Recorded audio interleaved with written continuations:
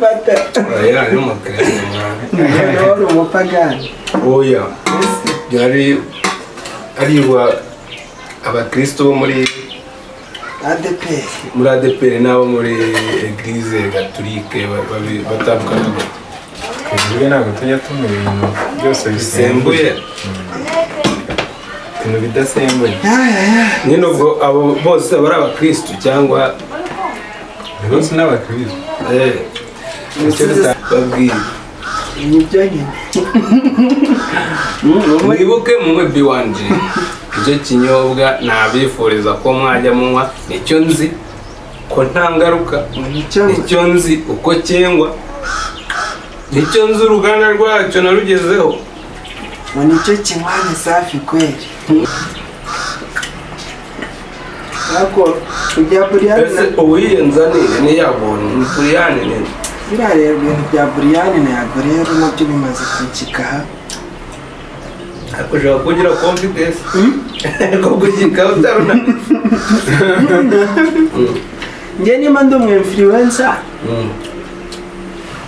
kubimenya byo ni ngombwa n'itegeko ndabigenera kugira ngo bisangize abanyarwanda bigira umurongo nka buriyani ntabwo byatangiye muri kiriya gihe ariko ubu ndacyari umushi ndacyari umushi n'ijya imboga kurusha ubugari muranyirukana nta mushi urya imboga ko ntarindi muri karitsiye yawe indi mama bwati twatuye mu rusengero umukozi w'umwana wagize gute umusore haguruka warasambana tireka reka ngende imanza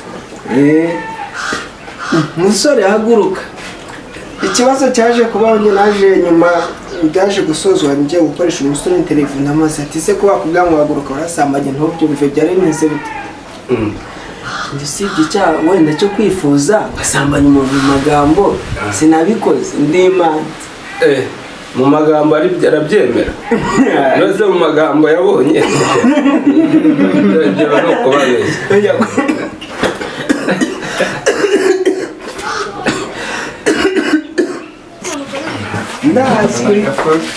ndazwi ndazwi aba bafana ba mushi noneho nakiriye harimo abari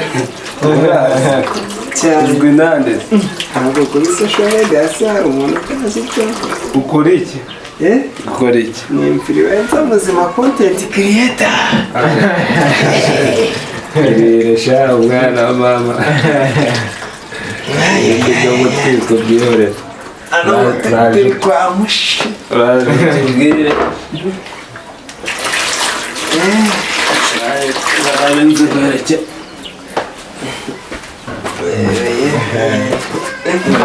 hagati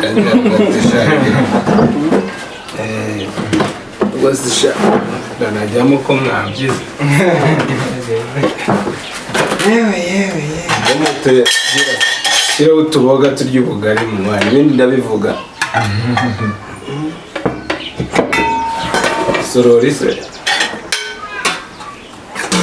izi ni isambaza batazazana utujyanye icyangugu turi i Kigali shyiraho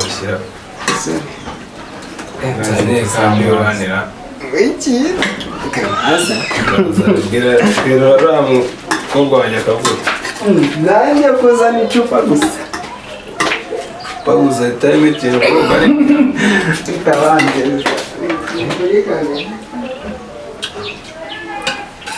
umva shaka uburyo uyishyiramo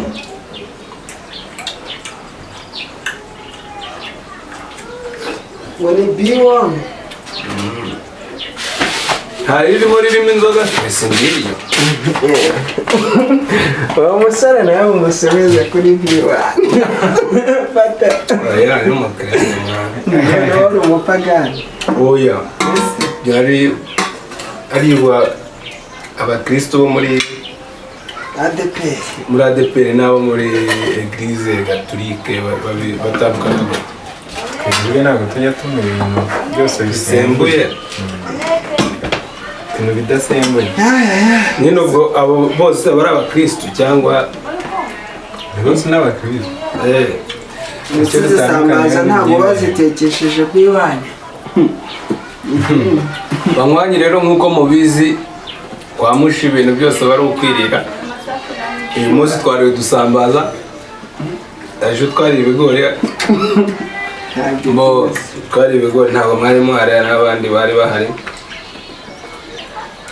mwasabye ko ndajya ntesitinga buri kintu cyose kiribwa, pana guhora n'inyama gusa.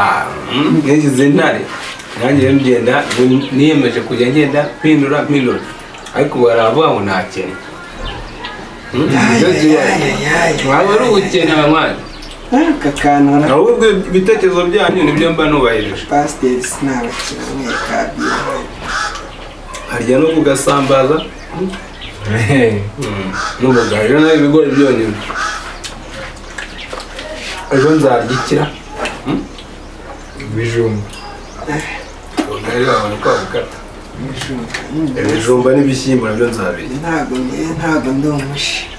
banywanyi mukore subscribe, share, comment. Mwana mbonye bana wanjye. kubonyemo iki ariko babwire Nibyo nyine. mwibuke munywe B1G. icyo kinyobwa nabifuriza ko mwajya munywa, nicyo nzi ko nta ngaruka, nicyo nzi uko cyengwa, nicyo nzi uruganda rwacyo narugezeho. Nicyo kinywani safi kweli. ujya wumva bavuga kinywaga safi, uhita umenya ko baba bavuga B1G. inzoga zose si inzoga banywanyi. aba bavandimwe biturutse ahantu hamera. Wapi? aba bari muri ba bandi ejo navugaga ko uri tayari arajya agera kwa mushi tukiganira. naje gusanga mudakunda kumbona nijya njyenyine, mukunda kumbona nsangira n'abantu. nibyo nabonye mwikundira, nibyo bifite comment nyinshi, nibyo bifite views nyinshi, nibyo mbese mushaka, nibyo nanjye ngiye kujya nkora. uko twicaye turi kumwe n'abantu tuganira, nibyo mbona bifite message. Nyuma y'iminsi ishize natwe tumwandikiye muri komenti, igitekerezo cyacu cyumvikanye, yatwereje Rusizi kwirira amasambaza. oya ariko ikintu umuntu arajya nsangana nicyo ndajyamo. icyo niyo mpamvu rwose basanze mfite udusambaza, nabandi reka mbatekera ubugari vuba vuba. ibintu bitangoye kandi nabo bitabagoye. ubuse ubugari n'isambaza utazi ko bijyana. Fresh kabisa huko. Uhita udusamba amazi. Ako ubwo muwaye izi ntoryi wasize uko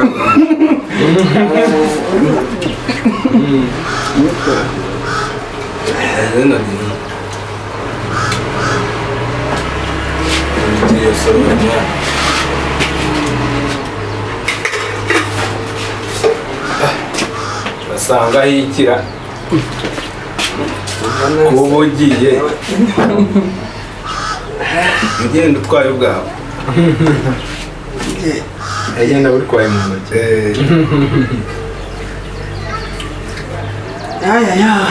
Nyabize abafana banyu basanzwe bamenyera, ariko none se ubundi ukora iki kuri social media?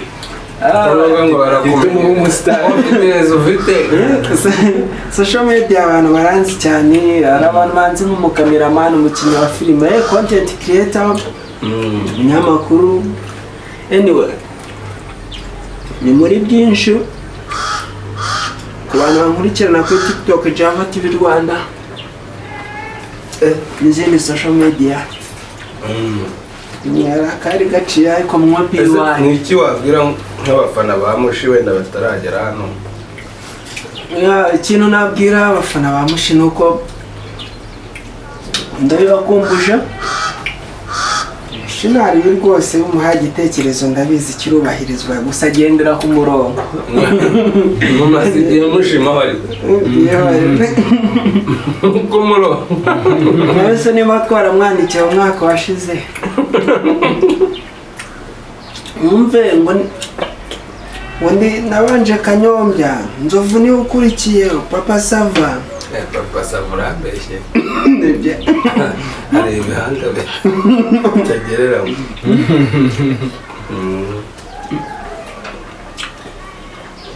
ariko ngo ntumira ibyamamare gusa ntumemura ibyamamare ahubwo se uba hari umuntu utanzi hari umuntu utazi Jaffa G Honore One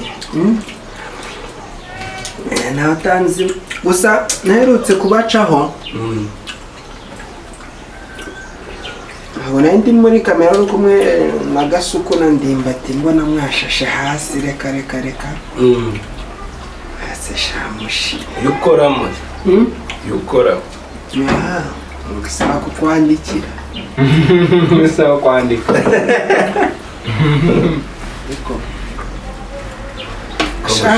ubugari ni ubwayo Rusizi Nyagatare Cyanika Buhanda rino ndubaha ubugari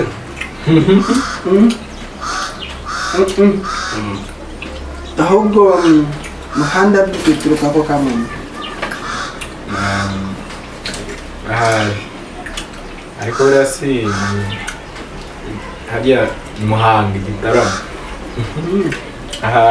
ese wowe ujya ukurikirana social media yewe uretse kureba bya mushi gusa hari ibindi ujya ureba uretse kureba ibya mushi gusa njye nirebera aho barya gusa nta bindi njya ndeba ninjye kukubaza ibya Brian na Yago reka njye ndeba ibyo kurya gusa ariko Brian na Yago Brian mwamusabye imbabazi Brian na Yago rero baserereye indwaye malaria ku munwa murabibona undi mu malaria yaje yararwaye malaria ku ariko ntabwo yigeze abasha kubireba wamubwiye ino neza ibintu tukabisesengura sheyina bisesengura ntabwo ari nyine nabyumvise ariko ibya Brian ese uwiyenza ni Yago ni Brian ni biriya rero ibintu bya Brian na Yago rero nabyo bimaze kunshyikaha ariko ushobora kugira confidence ko gushyika utaruna njye niba ndi umu influencer kubimenya byo ni ngombwa n'itegeko ndabigenewe kugira ngo bisangize abanyarwanda bigira umurongo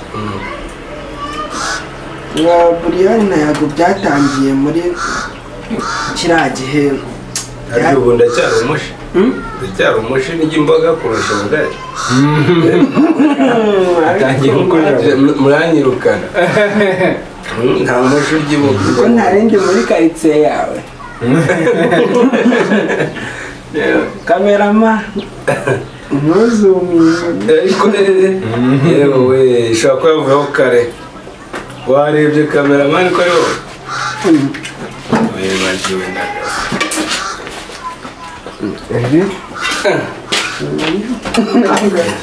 kameramani kandi ari wowe aka kanya yashyizeho mani urumva isambaza amenyerewe gufata mega isosi hoya urebye gagata gusa nyine batiri ari kunyereka kiri kugira ariko biraba byashize ahubwo mugire bo kino cyantangaje kwa mushi ubwo ukurikirana umurya wiruka ko byahindutse iyo turi gusangira umutwe ukawurira rimwe w'ihene ariko ku nsambaza nta peti ugira iyo turi gusangira gusa wiyongeje ngira mwakikanga ariko ubugari njawe nakoze kutarya mu mwanya nta peti mba mfite warengeje ubwiyo wanjye B1 nicyo kinywaji nakubwira ngo nicyo baba bavuga utoza ari ababashi basigaye bumva bavuga ngo B1 ngo kinywaji safi agahita bihuza na cya kindi cyavaga hirya muri cyarengaga umupaka ntabwo ari ibyo ubu bisigaye yengerwa mu Rwanda, kandi nababwira ko basigaye barongeyeho matsiyeri ya gakondo. Bantu murabizi mwese, niyo mpamvu muyikunda, ukavuga uti kameho numva gahumura nka ya gahunda. Murabizi tubiziranyeho twese, harimo gahunda kabisa ya gakondo, made in Rwanda original. urumva Ndabaguruka. Ndi mama bwate twatiri mu rusengero, umukozi w'Imana wagize gute, umusore haguruka warasambana. Reka Ngende imanza. umusore haguruka. Ikibazo cyaje kubaho, njye naje nyuma byaje gusozwa, njye gukoresha umusore telefone amaze ati se ko bakubwira ngo haguruka warasambanye ntubyumve byari bimeze bite. Ndisibye icyaha wenda cyo kwifuza ngasambanya umuntu mu magambo, sinabikoze ndi Imana. Mu magambo arabyemera. Nose mu magambo yabonye. Ndagera no kubabeshya.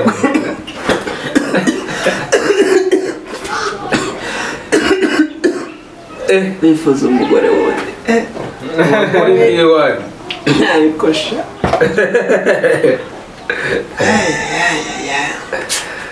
Ariko nawe haburaga gakeya kurangira. Mabi wano udakorora ivurisha biwa. Abagabo bose bari aha ngo bakorera mu nsengero. Njye nemera ko mukorera mu nsengero, ariko kuba mukijijwe sinjyemera. turakijijwe. Mukorera mu nsengero gusa. Ariko ufite indirimbo ndabizi. Wadutema akaririmbo gusa yakayarapa. ariko mana yanyuze ko mu bintu twakuze nahebye mu indirimbo. Akora indirimbo bibabwire. Ngende umuririmbyi. Nko bisakarike kayo nigeze nkabona. Uhora wapudetinga. Murana updatinga. Hari yo nari muri iyi minsi nari mugiyeho bita Replies Us by Jesus. Njya nkunda gukora indirimbo kuko nifuza ko ubutumwa bwagera ku bantu benshi n'ahantu bugarukiye, ari ukuvuga ngo ni globally ku isi, buri muntu wese akaba yisanga. Buri rurimi rukunda gukoreshwa cyane buriya n'Icyongereza ahantu henshi, kandi neza ndemba numvise akenshi ari Icyongereza. Ni Icyongereza. N'Abanyarwanda se bazabyumva bate ko benshi tutaruvuga nka Korode wabonye ko ejo ajya kuvuga ati ruga Igiswahili. Naho tunyuzamo naho tukaririmba, ariko urabizi u Rwanda turi miliyoni 14, bivuga ngo Ikinyarwanda cyumvwa n'izo miliyoni. Ikinyarwanda nicyo navugaga. Cyumvwa n'izo miliyoni mu gihe isi irimo miliyaridi 8. Ubwo ufaka sinze ku isi kurusha u Rwanda. Oya, si ku isi kurusha u Rwanda, ahubwo u Rwanda narwo ruri ku isi. Bakabura hanyuma batavuga menshi. Ikintu cyantangaje Urwo ruri ku isi. Ruvuga ngo miliyoni imwe wenda yabikoresha Icyongereza iraguhagije. Miliyoni imwe yabikoresha Icyongereza. U Rwanda ruri miliyoni 11. Noneho zageze muri 14, hanyuma abakoresha ururimi rw'Icyongereza miliyari 4 ku isi zikoresha Icyongereza. gusa sinabura Biwani ururimi ruzagobwa ntase.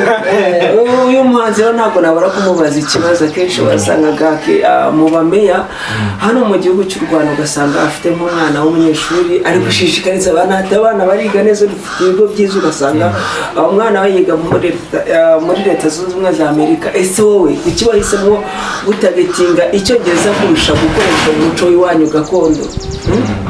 Ibyo bintu bisanisha nk'uko nababwiye, ntabwo nanze gukoresha uwo muco gakondo kuko umuco gakondo ntuboneka mu rurimi, kuko icyo nge nashaka gutagetinga nk'uko nabivuze ngo ndirimba Icyongereza n'Ikinyarwanda. Nshaka gutagetinga niba dutanga ubutumwa bwiza, hari abandi bantu baririmba buriya. Niba u Rwanda rurimo 14 byange bikunde, turi abantu bateye imbere ku buryo abana basigaye bajya ku ishuri uvuye kuyinywa hose kwihishwa.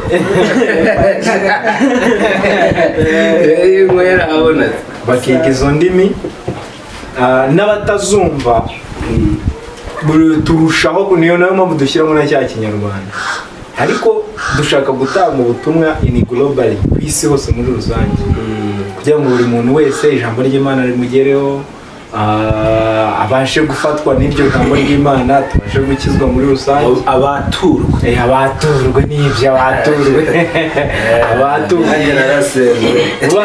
ubaye batuye miliyari enye ukanagaruka ugashyiramo na cya kinyarwanda, Yesu yasize intama 99 ajya gushaka imwe yari yazimiye, ukaba uzisize za ntama ukagaruka ukareba na ya yindi imwe mu kinyarwanda, byose bibaye.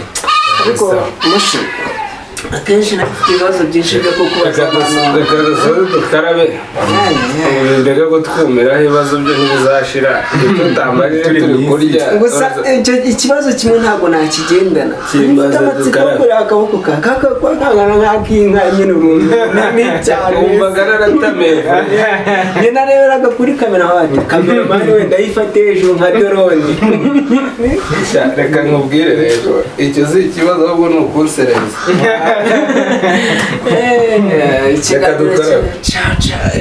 Nakagaruka rero kuri Mushi, ibintu bizajya biberaho ni ibisa n'ibi, ntaho bizajya kure no kwisangirira n'abavandimwe, no kuba ndi imbere y'ibyo nkunda ibyo kurusha ibindi, ngira ngo mwarabibonye gutyo uzi ko ari ukuyitesha agaciro mwana. numvaga ari amazi nari kubisuzuma, ariko utirenganyije n'ibyo ngibyo, iyi B1 mu makuru atari menshi cyane nyifiteho kuko sinyinywa, ariko buriya nize physique, chimie na biologie. Iyi ngiyi ifite alcohol ku buryo iyi ngiyi iri volume 42, ku buryo ubaye ufite umwanda, ubaye ufite n'igisebe, iyi ngiyi iranavura, ivura igikomere irongora. Niyo mpamvu mu nda nta bibazo, niyo mpamvu nta bibazo yavura n'igifu.